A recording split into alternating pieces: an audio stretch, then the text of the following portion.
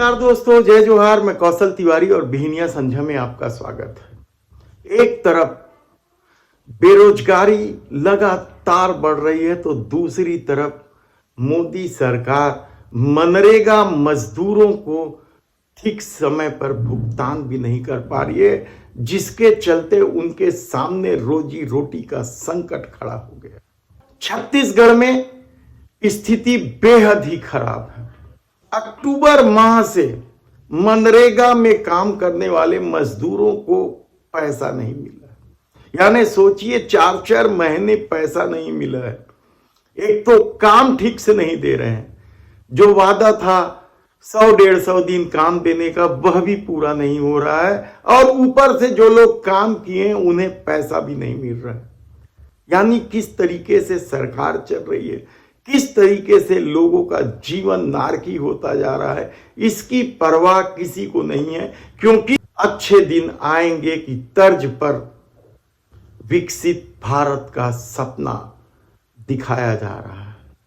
ऐसी परिस्थिति में छत्तीसगढ़ में अब जब डबल इंजन की सरकार है तो मोदी सरकार से अपना पैसा कौन मांगे और किस लहजे में मांगे। इससे पहले कांग्रेस की सरकार थी तो वे लगातार पत्र लिख रहे थे, आंदोलन की धमकी देते थे, लेकिन जब से विष्णुदेव साय की सरकार बनी है तब से क्या मोदी सत्ता की मनमानी बढ़ गई है या छत्तीसगढ़ की उपेक्षा नए सिरे से होने लगी है? क्योंकि महतारी वंदन योजना की जो गारंटी दी गई थी, प्रत्येक महिलाओं को प्रत्येक दावा किया जाता था कि रमन सिंह की मिसेस हो या भूपेश बघेल की, कलेक्टर की पत्नी हो या आईपीएस की पत्नी हो, सबको 1000 रुपए महीना दिया जाएगा। महतारी बहन है तो घर में बताओ, हर एक महिला जो बिहार हो गए है हर महीना 1000 रुपया देगा है। यानी कि अगर घर में साल से बनी होगा इसमें रथ से 3000 रुपया मिली, तो कोई छोटे बड़े नहीं, सबके कलेक्टर की पत्नी तक उसने मिली, हमरो को मोरो पत्नी मिली और गाँव के कभी पत्नी लोग के मिली, सबके पत्नी ने 1000 रुपया मिली। 3 महीने है तो 3000 रुपया है, 12 महीना के 36,000 देगा। 5 साल भाजपा सरकार चलत ले 1,80,000 रुपया के भुगतान महंगाई नहीं मिला। लेकिन जब इस योजना को लॉन्च किया गया तो क्राइटेरिया बना दिया गया, जिसकी वजह से आधी आबादी में से और आधे लोग कट गए। अब इस योजना में कितने लोगों को मिलेगा 1000 रुपए महीना, यह कहना कठिन है। लेकिन दूसरी तरफ सामूहिक कन्या विवाह योजना को भी लेकर छत्तीसगढ़ भूपेश बघेल ने विष्णुदेव साय सरकार पर बड़ा आरोप लगाया है। उन्होंने बताया कि कई सामूहिक विवाह योजना पैसे के अभाव में रद्द किए जा रहे हैं। हालांकि सरकार इसका खंडन कर रही है, वह दूसरे कारण गिना रही है, लेकिन सामूहिक विवाह का काम रुक तो रहा है, उन्हें समय पर पैसा नहीं मिल रहा है। तब उन लोगों का सोचिए जो मनरेगा में मजदूरी करते हैं। छत्तीसगढ़ में पंजीकृत जॉब कार्ड 39,59,000 लोग हैं। उसमें से जो सक्रिय हैं वह 33,01,000 सक्रिय जॉब कार्ड है। और सक्रिय श्रमिक आप कल्पना कर सकते हैं कि 63,51,000 सक्रिय श्रमिक है। और रोज जो काम कर रहे हैं औसतन निकाला जाता है, नियोजित मजदूर कहा जाता है, उनकी संख्या 9,47,000 है। लेकिन काम कितने को मिल रहा है? 63,51,000 मजदूरों में से नियमित काम जिसे दिया जा रहा है उनकी संख्या केवल 9 लाख है और उन्हें भी समय पर भुगतान नहीं किया जा रहा है। अक्टूबर माह से उन्हें भुगतान नहीं किया गया, 4 महीने हो गए। आप सोचिए कि वे मजदूर किस तरीके से अपने पैसे के लिए चक्कर लगा रहे होंगे। अक्टूबर, नवंबर, दिसंबर, जनवरी और फरवरी भी बीतने को आ रहा है, लगभग 5 महीने हो गए।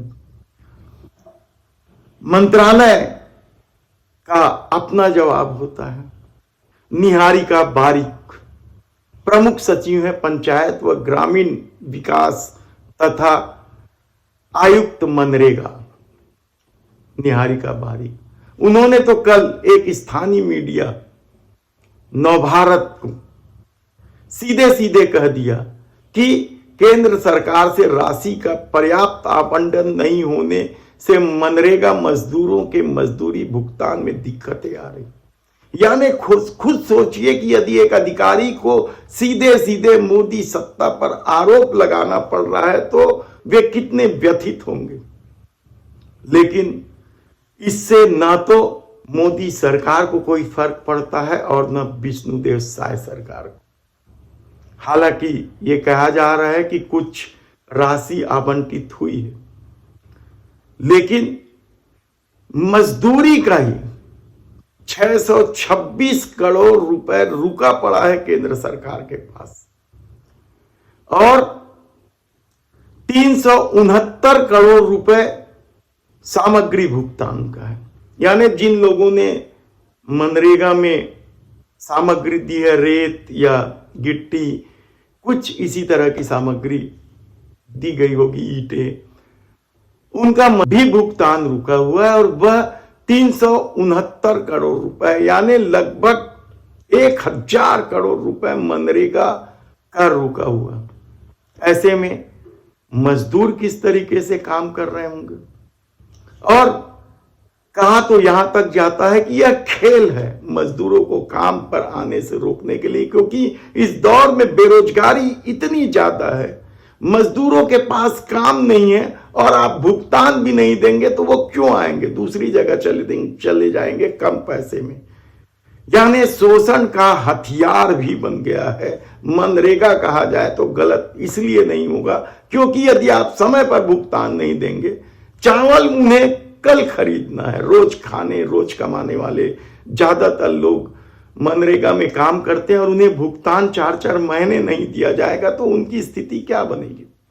लेकिन सरकार हाथ पर हाथ धरे बैठी है। डबल इंजन की सरकार है। उन्हें क्या फर्क पड़ता है कि मजदूरी समय पर मिले या न मिले, बल्कि मोदी सरकार के लिए तो यह फायदेजनक बात है कि मजदूर ही नहीं आएंगे। वे तो कहेंगे कि हम काम देने को तैयार हैं, लेकिन यदि भुगतान देने को तैयार नहीं होंगे समय पर तो काम करने कौन आएगा। यानी एक नए तरह की परिस्थिति निर्मित करके सरकार पैसा बचाने की कोशिश कर रही है या मजदूरों को काम देने से बच रही है। तब ऐसे में निहारिका बारिक जो प्रमुख सचिव हैं पंचायत व ग्रामीण विभाग का, यदि वे कहती हैं कि केंद्र सरकार से राशि का पर्याप्त आवंटन नहीं होने से मनरेगा मजदूरों के मजदूरी भुगतान में दिक्कत आ रही है, केंद्र से राशि आवंटन के बाद मजदूरों को लंबित मजदूरी का भुगतान कर दिया जाएगा। और निहारिका बारिक तो ये भी कहती हैं कि मजदूरों को उनकी मांग के अनुरूप रोजगार दिया जाता है। क्या स्थिति बना दी गई है देश की, किस तरीके से छत्तीसगढ़ की उपेक्षा हो रही। भूपेश सरकार के दौरान कई तरह के आरोप मोदी सरकार पर रखते रहे और न केवल भूपेश सरकार बल्कि उन बहुत सारे राज्यों में मोदी सरकार पर आरोप लगते रहे हैं कि वे डबल इंजन की सरकार नहीं होने की वजह से उन्हें पर्याप्त राशि नहीं देते। और इन मामलों को लेकर याद कीजिए आप, आंध्र प्रदेश के मुख्यमंत्री को दिल्ली में बैठना पड़ा था, बंगाल के मुख्यमंत्री को दिल्ली में बैठना पड़ा था। लेकिन विकसित राष्ट्र बनाना है, डबल इंजन की सरकार है और मोदी की जुमले वाली गारंटी है। अजी सुनते हो, मुझे लगता है ये सेप्टिक लाइन चोक हो गई है या सेप्टिक टैंक भर गया है। अरे बाबा, इसमें चिंता की क्या बात है। अन्ना सेप्टिक टैंक क्लीनर है ना, बस एक कॉल कर दो, वो सब देख लेंगे। ये वही अन्ना सेप्टिक टैंक क्लीनर है ना, जो बड़े बड़े पंडालों में टेम्पररी टॉयलेट की व्यवस्था भी करवाने लगे हैं। हाँ, है ना ये कमाल की बात। हाँ, इनका कॉन्टेक्ट नंबर क्या है? 9340199840। अन्ना सेप्टिक टैंक क्लीनर, देवेंद्र नगर, रायपुर।